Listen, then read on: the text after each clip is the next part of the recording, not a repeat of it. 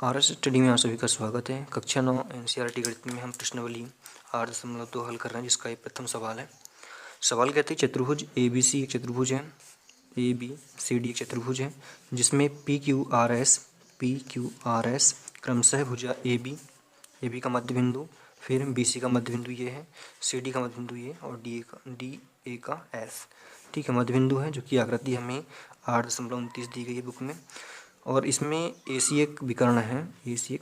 इसे हमें इन प्रश्नों के उत्तर देने हैं, जैसे कि SR समांतर है AC के और SR 1/2 है AC के, ठीक है। SR समांतर है AC के और ये वाली रेखा इससे आधी है या फिर ये रेखा इससे कम है या ये वाली इससे दुगनी है, ये बताना है। फिर PQ बराबर SR के, ठीक है, PQ है SR के बराबर बताना है। PQRS एक समांतर चतुर्भुज है, ये हमको दर्शाना है। तो सबसे पहले हम पहला वाला सवाल हल करते हैं। तो ABD यहाँ पे आएगा त्रिभुज, ये वाला लेंगे हम ADC, ये वाला त्रिभुज में, ठीक है। इसमें जो S है वो किसका मध्य बिंदु है? AD का। तो यहाँ लिखेंगे S भुजा AD का मध्य बिंदु है, ठीक है।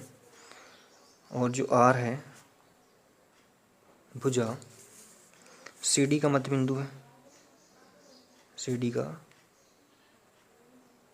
मध्य बिंदु है, ठीक है। ये वाला इसका मध्य बिंदु है, ये वाला इसका मध्य बिंदु है। और यहाँ पे त्रिभुज बन रहा है ACD या ADC, एक त्रिभुज बन रहा है, एक रेखा बनी है त्रिभुज के अंदर ये, ठीक है।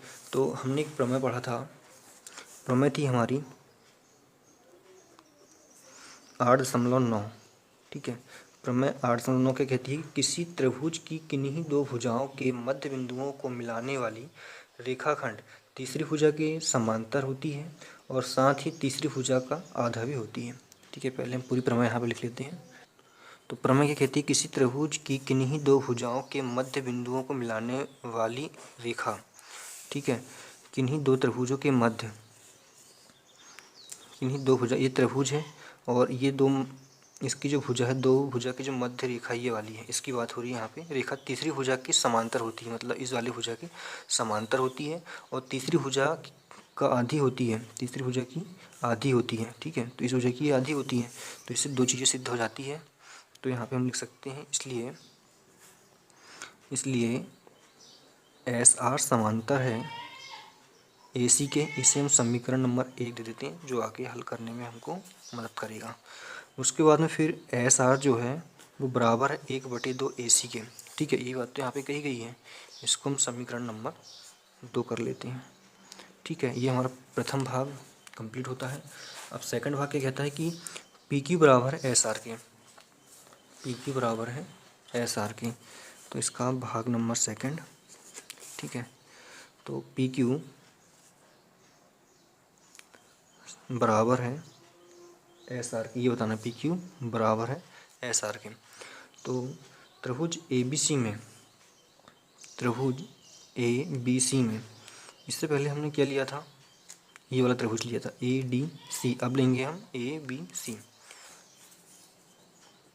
त्रिभुज ABC में इसका मध्य बिंदु P है और इसका मध्य बिंदु Q है।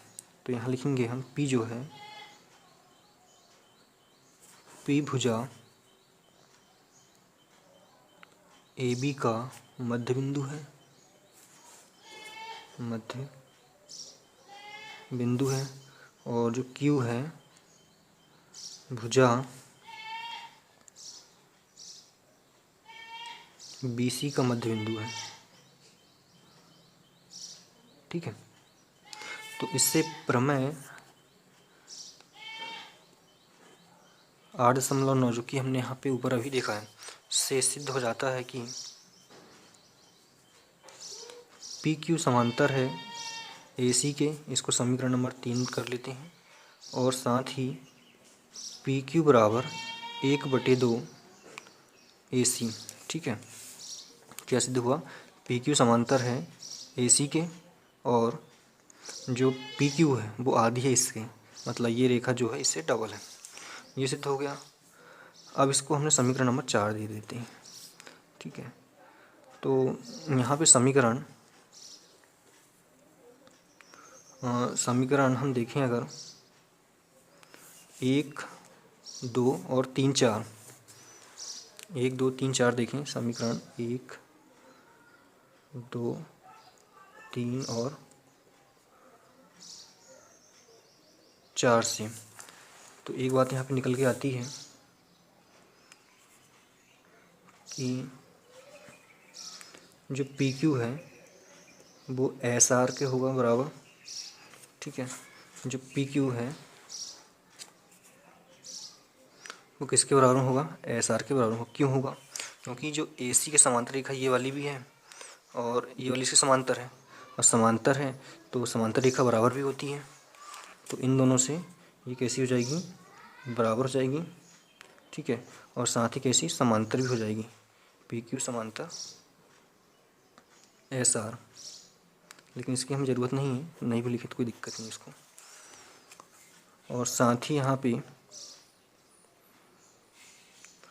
पी क्यू एस आर हमने सिद्ध कर लिया, साथ ही इसको पी क्यू बराबर एस आर, इसको हम समीकरण नंबर 5 भी दे सकते हैं, ठीक है। अब हमारा बचता है थर्ड प्रश्न। थर्ड भाग क्या कहता है इसका, पी क्यू आर एस एक समचतुर्भुज है, समांतर चतुर्भुज है। अब सवाल नंबर 3, भाग नंबर 3 क्या कहता है कि इसको हल करने के लिए एस आर समांतर ए सी के है, जो कि हमने समीकरण नंबर 1 में सिद्ध किया था, ठीक है। उसके साथ ही पी क्यू समांतर है ए सी के, ये हमने समीकरण 2 में सिद्ध किया था, ठीक है। तो 1 व 2 से समीकरण 1 व 2 से क्या कह सकते हैं हम यहाँ पे, पी क्यू बराबर है एस आर के, ठीक है। या फिर सबसे पहले तो यहाँ पे इन दोनों से हम कर लेते हैं पी क्यू समांतर एस आर, ठीक है। पी क्यू समांतर एस आर, क्योंकि ए सी इसके भी समांतर है और ए सी इसके भी समांतर है, तो ये दोनों आपस में कैसी हो जाएंगी, समांतर हो जाएंगी, ठीक है।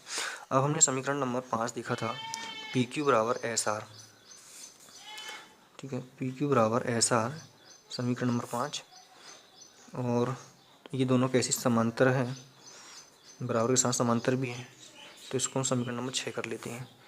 तो प्रमेय 8.8 क्या कहती है, कोई चतुर्भुज समांतर चतुर्भुज होगा यदि उसकी सम्मुख भुजाओं का एक युग्म बराबर हो और समांतर हो, ठीक है। ये प्रमेय हमको बार बार लिखने की जरूरत नहीं है, प्रमेय 8.8 से हम कह सकते हैं कि, या फिर अतः करके यहाँ लिख सकते हैं, पी क्यू आर एस एक समांतर चतुर्भुज है, समांतर चतुर्भुज है, ठीक है। इस तरह से ये हमारा सवाल कंप्लीट होता है।